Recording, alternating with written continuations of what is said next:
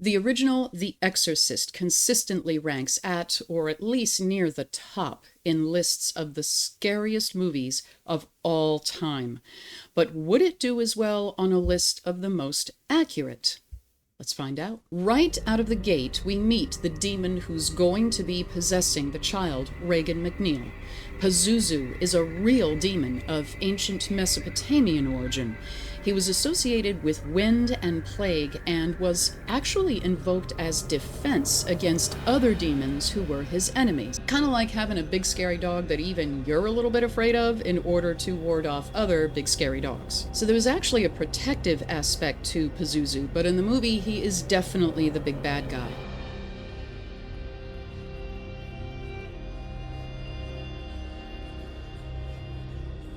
As you can see, the filmmakers did a great job faithfully replicating the appearance of Pazuzu from actual ancient artifacts, and it was a great choice to use a demon from history. It anchors the story in the real world. We see at the beginning of the movie that it's Halloween. Yeah, all the usual suspects. The veil separating the seen world from the unseen world grows thin. Spirit beings can cross over to our world and vice versa. But Halloween also has a history as a Catholic holiday. In the 8th century, Pope Gregory III dedicated a Vatican chapel in honor of all the saints on a November 1st that fell during his reign. The night before November 1st is, of course, October 31st. And so the night before the honoring of the saints on November 1st was referred to as the evening of All Saints. In Old English, this is Hallows Even or Hallows Evening. Hallowed meaning holy, as in the Lord's Prayer. Hallowed be thy name. So Halloween is the evening of All Hallows, or the night before All Saints' Day. So there's a double significance to the movie starting out on Halloween. Does it mean that Pazuzu has more of an opening to come in and possess young Regan? And is the indication of the Feast of All Saints an indication of hope for Regan's deliverance? Now, according to Catholic demonology, no one just happens to get possessed. It's not like catching a cold.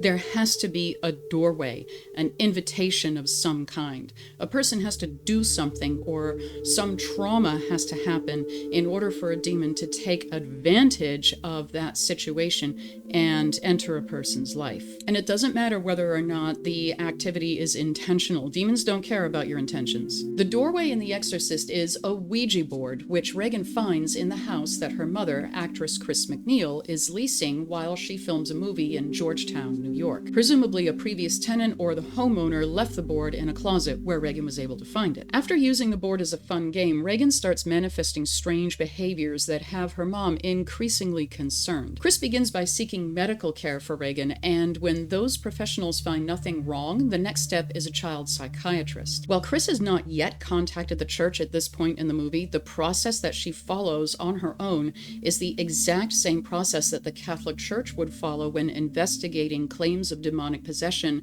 and evaluating requests for exorcism. In 1952, Pope Pius XII added to the exorcism ritual an official recommendation that exorcists consider the findings of psychiatrists and physicians when investigating a purported possession. When someone approaches a Catholic priest to request an exorcism, the priest listens to the person's story and then decides whether or not it merits investigation. If it does, the priest advises the person to seek two forms of treatment first, if they haven't already: a mental health assessment and a medical assessment, to either diagnose or rule out the apparent possession symptoms being caused by natural afflictions rather than spiritual ones. Many of the symptoms of demonic possession are the same as or similar to symptoms of some kinds of severe mental illness, including eating objects that are not food, engaging in violence and extreme vulgarity, irrational avoidance and fear of holy objects, and even manifestations of what appear to be superhuman strength. Some physical ailments can look like demonic possession as well, especially brain disorders like tumors or lesions. There ends up being nothing at all wrong with Regan, mentally or physically, and the professionals finally suggest an exorcism as a last resort. They don't believe in its spiritual power, but they do believe in the power of suggestion. The idea is that if Regan believes that she's possessed, She also might likely believe that an exorcism will rid her of the possession, and therefore she will be cured. But after a really serious incident, Chris contacts Father Karras, a Jesuit working as a psychiatrist at Georgetown University. At first, Father Karras is reluctant to engage the possibility of demonic possession, telling Chris that the church just doesn't do that anymore because it's all enlightened, because after all, this is the 20th century. And that is very accurate to the early 1970s time period of the movie as well. After the Second Vatican Council of the mid-1960s, the Roman Catholic Church really started to downplay the more mystical, supernatural elements of the faith. But Karras agrees to at least go and check things out because Chris is obviously very desperate and he wants to help her. At one point in Karras's interactions with the now fully possessed Regan, he throws water onto her and tells her, or tells the demon possessing her, that it's holy water. The demon has a really extreme reaction to getting hit with this water and starts speaking in a strange-sounding language that Karras later has analyzed and is told that it's actually backwards English. In addition, several voices are coming out of Regan at the same time. But Karras tells Chris that it wasn't actually holy water that he used. It was just regular tap water that had not been blessed. Why would the demon react so violently to tap water? It makes no sense. This leads Karras to believe that maybe she's not possessed after all, and she's either faking it or is suffering from some kind of a psychotic episode. But again, according to Catholic demonology and the guidelines written in the Ritual of Exorcism in the Rituale Romanum, demons are liars, and they will do anything they can in order to convince people, especially the priests, that there is no possession going on, and therefore the demons can avoid being exorcised. So this is probably what Pazuzu is up to when Father Karras hits Regan with not holy water. Pazuzu wants Karras to not think that Regan is actually possessed because Pazuzu doesn't want to get exorcised. But Regan begins to demonstrate additional signs of genuine demonic possession when she mentions the death of Father Karras's mother without having any normal way of knowing this. Her facial features are also morphing drastically to the point where she's unrecognizable. Father Gary Thomas, an exorcist and subject of the book and film The Rite, has said that he has seen this happen in cases of genuine possession. He has also said, however, that the possessed person's head does not spin around, as we see in The Exorcist. So there's that. Karras's observations eventually lead him to put the exorcism in motion by contacting the bishop. In real life, it is necessary to have an exorcism approved by the local bishop because the exorcist needs the authority of the church backing him up. This authority comes from Christ himself, having been an exorcist, as told in the Gospels, an authority that Christ passed on to his apostles before ascending into heaven. In the Catholic faith, the bishops are the successors of Jesus' apostles. So they, the bishops, are actually the chief exorcists, and they delegate their authority to exorcise to particular parish priests, not all priests, within their diocese. So it's absolutely vital that an exorcist has his bishop's permission to conduct an exorcism, because demons know whether or not a priest has authority from the church. But Karras is actually not going to handle the exorcism in this case, even though he tells the bishop that he would like to. And this is because not every priest has the authority to exorcise. Your local parish priest is not necessarily an exorcist. Exorcist is a specific office in the church that a priest has to be appointed to. Priests who are not exorcists can assist at exorcisms just as lay people, non-clergy, can and very often do.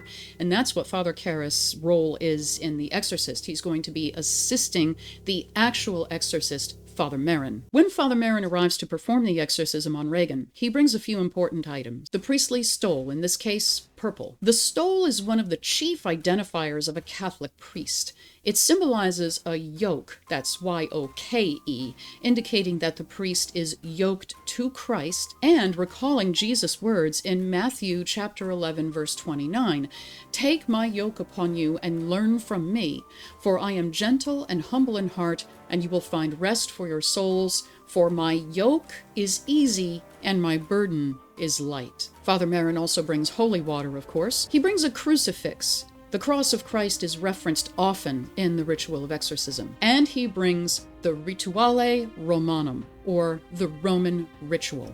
This is the book that contains prayers and regulations for the celebration of all Catholic sacraments and other rituals, including the ritual of exorcism. Father Merrin's ritual is the English translation of the Latin Rituale Romanum, and the exorcism ritual that is performed in this movie is an almost exact word-for-word rendition of the English translation of the exorcism rite that we find in the Roman ritual from the 1964 edition, which is the edition that would have been used in 1973 when the movie was made. Now, the first time that we see an official written down, set in stone, if you will, version of the Roman Catholic exorcism ritual was in the year 1614 when Pope Leo III commissioned an official version in order to keep exorcism rituals and practices from getting completely wild and crazy. Now, the Catholic exorcism ritual remained unchanged for more than 300 years, being revised for the first time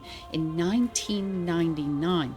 But even in that time, it was still in Latin. And the first time an official English version was approved was not until 2014, and it wasn't used in the United States until 2017. So although the exorcism in this movie is performed in English using the Church's official 1964 English translation of the Rituale Romanum, in 1973 it probably would have been performed in Latin instead. The purpose of an English translation of the Rituale Romanum in the 1960s was not necessarily so that those rituals could be performed in English, but as a reference aid so that the priests would be aware of what they were going to be praying. Take a listen to these few lines from the movie and see on your screen at the same time how it compares to the English translation of the Rituale Romanum from 1964. Save your servant. Who places her trust in thee, my God. Be unto her, O Lord, a fortified tower. In the face of the enemy. Let the enemy have no power over her. And the son of iniquity be powerless to harm her. I cast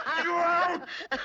Unclean spirit! Shove it up your ass. In the name of our Lord Jesus Christ, it is he who commands you. He who plunged from the heights of heaven to the depths of hell. The power of Christ compels you. He brought you low by his blood-stained cross. God himself who commands you. The majestic Christ commands you. The blood of the martyrs commands you. Father Merrin gives Father Karras some important advice before beginning the exorcism. One of those is to never engage in general chit-chat with the demon. Exorcists are only supposed to pray the ritual and ask the demon very specific questions related only to what is necessary to expel the demon. Merrin also tells Karras to ignore anything the demon says in order to weaken his resolve. But Karras makes the mistake of allowing the demon's imitation of his deceased mother to affect him, and he's the more skeptical and inexperienced of the two. And we do sometimes see this in exorcism movies. A younger, less experienced priest who's not an official exorcist will make both of these mistakes. They'll engage in chit-chat with the demon, a sort of battle of wits, and they will also allow the demon to sort of get under their skin. But in real life, priests and those assisting them in exorcisms do their very best to avoid this at all times. One of the questions that a priest is not only allowed, but actually required by the ritual to ask is the demon's name. It's commonly but mistakenly believed that knowing a demon's name gives the exorcist power over the demon, so that is really all that the priest needs in order to send the demon back to hell. Just speak the demon's name and poof, the demon is gone. I talk about this a little bit in my review of the game Hallowseed. But while this may be the case in some other lines of tradition, we do see the idea, for example, in some ancient magical texts from the Jewish and Christian traditions. It is not the case in the Catholic exorcism ritual. In the Catholic exorcism ritual, knowing the demon's name serves the purpose of letting the priest know what the characteristics are of the demon that he is dealing with in order that he can more effectively address it and use specific tools and techniques in order to drive it out. For example, exorcists have said that some demons have a serious problem with a specific saint. And so If the exorcist knows that he's dealing with a demon, for example, who has a really serious problem with Saint Joseph, then the exorcist can increase the prayers to Saint Joseph in order to drive out that specific demon. Knowing what demon is being dealt with here really helps in that effort. Father Merrin never asks the demon's name during the ritual, but I don't think that that's an oversight on the part of the filmmakers, and I don't think it's because the movie didn't have enough runtime to accommodate it. Merrin knows exactly who he's dealing with before he even walks through that door. But what about one of the most famous lines from this movie, if not all of movie history? The power of Christ compels you! Catholic exorcists have said that if they get to a part of the exorcism ritual that elicits a really strong reaction from the demon, that is a sign that that part of the ritual, for whatever reason, really grinds this particular demon's gears, and they've really hit upon something that is going to help them to drive this demon out. And so they will repeat that part of the ritual over and over again. And this is actually, in fact, recommended in the Rituale Romanum itself. And so when Father Karras and Father Merrin are repeating the power of Christ compels you over and over again, that is very true to something that would be done in a real-life exorcism. The exorcism ritual is effective in the movie, but only up to a certain point. Father Merrin is not a well man. We see him occasionally taking some pills over the course of the movie, presumably for his heart, and, spoiler alert, during the exorcism he dies of a heart attack. Now, in real life, it's seldom the case that a single exorcism session is enough to liberate the person being possessed. It often takes several sessions in order for the possessed person to be liberated from the demon. Had Father Karras lived and had more time to do further sessions with Regan, then the exorcism rite probably would have succeeded. But as it is, that unfortunately can't happen. And so Father Karras is left all alone to deal with this demon. Now here's really the first and only time, and it's right at the end of the movie, where the movie strays from Catholic belief and exorcistic practice. In order to liberate Regan from this possession, Father Karras invites Pazuzu to possess him. Now this can be interpreted, and I think this was the intention actually, as a very Christ-like action. Karras is surrendering his own liberty, his soul, and his life, as it turns out, in order to liberate this possessed, suffering child. In fact, the image of Karras ascending the stairs in the McNeil house for the final time evokes imagery of Christ ascending Mount Calvary to be crucified out of love for the human race. So in that sense, it is a very powerful moment. But in reality, no priest, exorcist or not, would ever deliberately invite a demon to possess him. And no non-priest, no layperson should do it either. You just do not risk your soul that way. But this also means that the exorcist of the movie's title is not the official exorcist appointed by the church. That would be Father Merrin. The exorcist is actually Father Karras, because he, in the end, was the one who succeeded in liberating Regan from this possession. So what are your thoughts on the ways in which The Exorcist makes use of religious themes? Was there anything that you picked up on in the movie that wasn't included in this video? Let me know in the comments. As always, thank you so much for giving my video some time of your day. I really hope you enjoyed it, and I hope to see you for the next one.